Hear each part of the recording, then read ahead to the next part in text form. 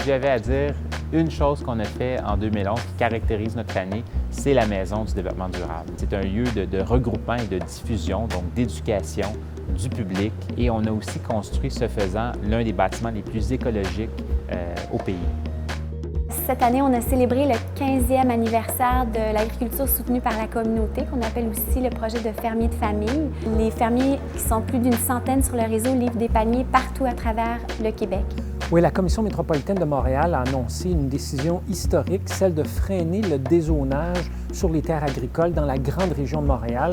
Et ça, c'est une des très bonnes nouvelles en 2011. Feu vert est un nouveau projet de retrait et remplacement des foyers et des poêles à bois sur l'île de Montréal. L'utilisation du bois comme combustible génère beaucoup de particules fines, qui est une des principales causes du smog hivernal en ville. Autre bonne nouvelle en 2011, l'annonce par le gouvernement du Québec de sa participation au marché du carbone nord-américain avec des provinces canadiennes, des États comme la Californie, pour freiner les émissions de gaz à effet de serre. Québec va aussi présenter en 2012 un ambitieux plan d'action pour continuer à lutter contre les changements climatiques au cours des prochaines années.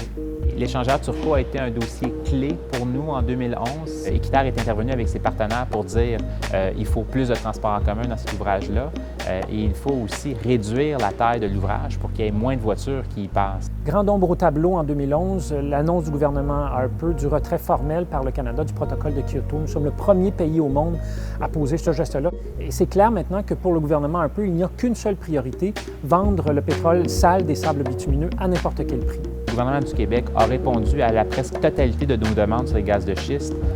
Ils ont décrété un moratoire et ils ont annoncé une étude environnementale stratégique.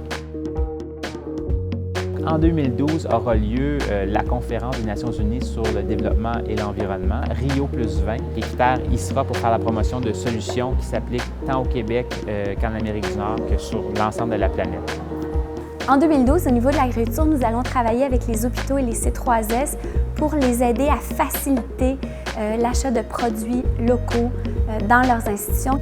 Comme nos collègues aux États-Unis ont réussi à freiner un projet de pipeline qui visait à apporter des sables bitumineux jusqu'aux États-Unis, il y a un projet semblable où on veut faire la même chose vers le Québec. Alors Équiterre, avec d'autres partenaires, va travailler activement à s'opposer à ce projet-là qui ne fait aucun sens.